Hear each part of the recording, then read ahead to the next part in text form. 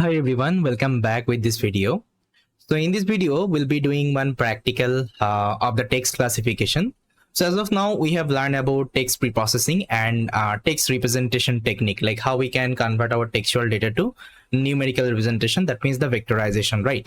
So we'll be using all the concept we have learned so far, and we'll be doing one hands-on. That means we'll be doing one practical. So here we'll be implementing one text classification model. So in this video, my main objective is to show you how we can prepare your dataset for the model. That means how we can apply all the preprocessing technique, how we can apply these kinds of text vectorization techniques so that you can use those data, okay, for the model training.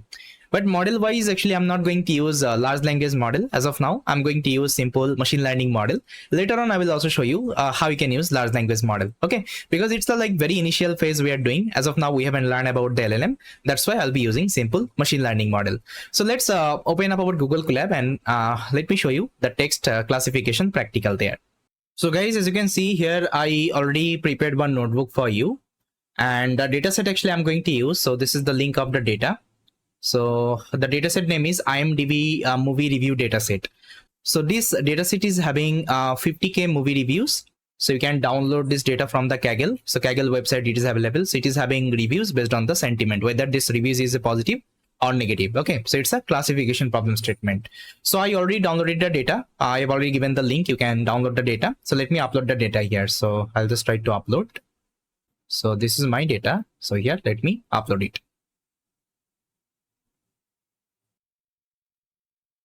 Okay, my dataset is uploaded here. Now, the first thing what we have to do, we have to import some of the libraries. So here I've already listed down all the libraries you need for this experiment. So I need NumPy, Pandas, Matplotlib. Okay. Then I also need test split, counter vectorizer, TF-IDF transformer. Okay, so everything I have just imported here.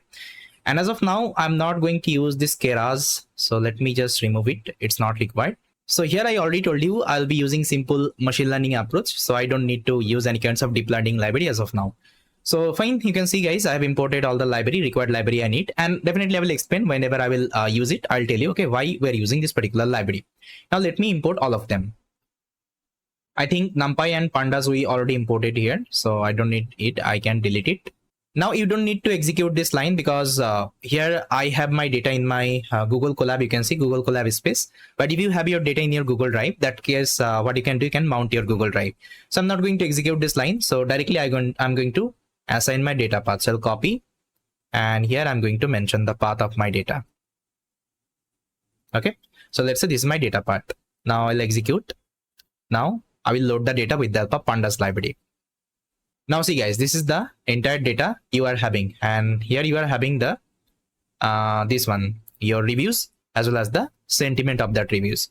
Now if you want to see the shape, so here you are having 50,000 movie reviews and 2 columns. Reviews and sentiment. Now see here, I don't want to take all the data because again, if I'm taking all the data, it will take lots of time to process. So I'll only take the 10,000 example, okay, from this 15,000 example. So here you can see I'm taking only 10,000 example, first 10,000. And now you can see this is my data. Now if I show you the data shape, now see only 10,000 example I have taken. Now if you want to see any kinds of reviews, you can also check. This is the first reviews. Now, if you want to see the sentiment value count, that means how many sentiment it is having. It is having 2 sentiment, positive and negative. You can see. So positive sentiment is having around 5,000, and negative sentiment is having around. It is also more of around 5,000. You can see 4,972. That means it's a balanced data. Okay, we don't have any issue with the data. Now let's see whether it is having any missing value or not. For this, I can use isNull function. Now see, there is no missing value. Now let's see any duplicates is there or not. So you can see we are having 17 duplicates. What I can do, I can drop the duplicates. For this, you can execute this line of code, drop duplicates, and in place is equal to true. That means you want to permanently delete the duplicate. Now if I execute, now see, there is no duplicate data in my dataset right now. Now let's perform some basic pre-processing. So as I already told you, inside basic pre-processing, you can perform HTML tags removal, then lowercase operation, stop word remover. So these are the things you can perform. Now see, from my previous notebook, that text pre-processing notebook, I have taken the same function, that removes tag function. That means it will remove all kinds of HTML tags from the data, because if I show you the data, it is having lots of HTML tags because it's a extracted data from the website, right? So let's apply this function. I will apply on top of the reviews. So it will remove all the, let's say, HTML tags. Now see, this is the clean data I'm having. Now see, there is no HTML tags present inside this data. Now the next preprocessing technique will be performing the lower casing operation. So let's perform it. So here you can see I'm applying lower casing. Now if I show you, see, all of my word has become lowercase right now. Fine. Now what we'll be doing, we'll be removing the stop words, because as I already told you, so stop word doesn't have any kinds of meaning in a reviews whenever you are performing any kind of sentiment analysis, because it will see the positive and negative words, okay, to differentiate whether this sentiment is a positive or negative. So here you can see here I've written a lambda function, so it is doing the same thing. You can also use the previous function I showed you in that notebook. Either you can also follow this particular approach. Okay, so here I'm using lambda function, and lambda is a one line function. Okay, in the one line I'm taking all the word one by one, and if any stop words is there, okay, I'm just trying to remove that stop word with the empty space. That is the idea. Now let me execute.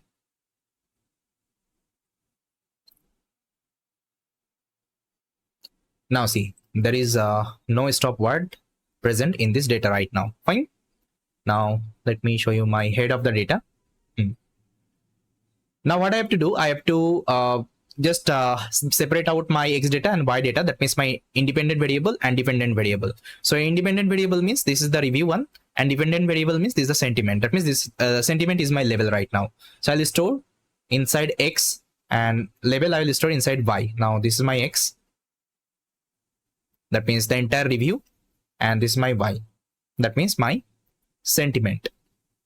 Now one issue you can see, sentiment is nothing but it's a text. Okay, it's a text. You can see it's a string, but what I have to do, I have to convert to the numerical representation.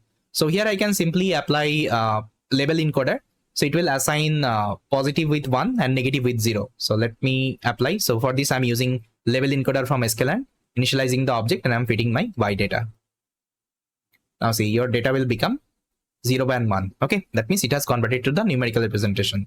Then what I have to do, I have to perform the 10 test split, because I have to keep my data for my training as well as the testing. And the test size is I have given 0.2. That means 20% data I'm keeping for the testing and 80% data I'm keeping for the training. So let me perform. Now this is the training size and this is the testing size. Fine. Now I'll be applying first of all bag of word. Okay, I already taught you the bag of word. I think you remember. So I can use the counter vectorizer for this. Now I have to apply the bag of word on top of my reviews. Okay, reviews is my like input data, right? Then I'm also performing on top of my test data, because I'm having two kinds of data, training data as well as the testing data. And I think you know, whenever you are performing on top of training data, you have to use feed transform, and whenever you are performing on top of a testing data, you have to only use transform, okay, math function for this. Then I'm converting to the array representation. Now this is my training vector, and if you want to also see the testing vector, this is your testing vector. Okay, now here we'll be using one machine learning model called naive Bayes. Inside naive Bayes, we're having one naive Bayes version called Gaussian NB. Okay, Gaussian naive Bayes. We'll be using this particular algorithm. So here you can see I'm feeding my data, so x train and y train. Now let me train my data. So here I'm only showing you how we can pre-process your data, how we can prepare your data for the model training and all. But going forward, here we'll be using actually transformer based architecture. Okay, that means large language model we'll be using here. Now this is the training I have done. Now we'll be doing the prediction on top of my test data. Then we'll be calculating the accuracy score. Okay, now let me execute.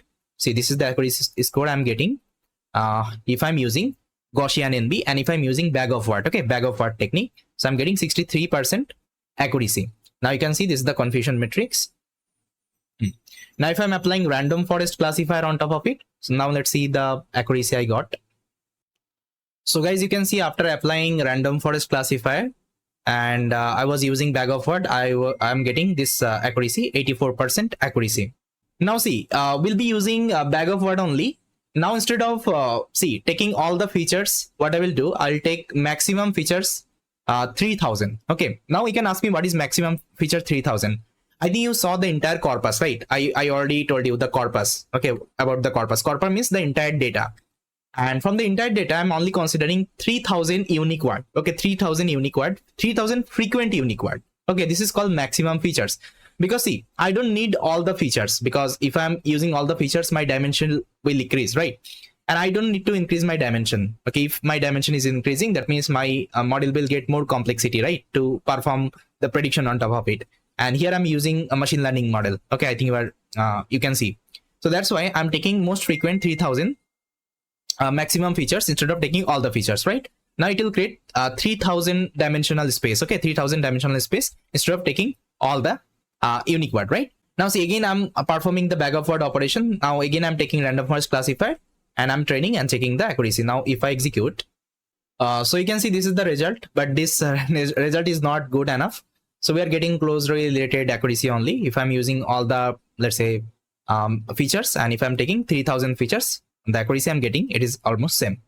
Now let's try with n-grams, because I already told you about n-grams, right? What is n-grams exactly? So here let me pass the range of 2 to, because I want to consider a pair, okay, pair of word. That's why I have given 2 to. That means it will consider 2 word, okay, as a one pair. That's the idea. And here I'm only taking 5000 most frequent word. Okay, now again I'm performing bag of word operation, then random forest classifier, then I'm calculating the accuracy. Now let me show you. So guys, you can see this is the result actually I'm getting. So now in the summary you can see your like bag of word is working fine instead of taking the n-grams. So in some case actually bag of word will work fine, in some case n-grams will work fine. It's completely experimental things, okay, you have to perform.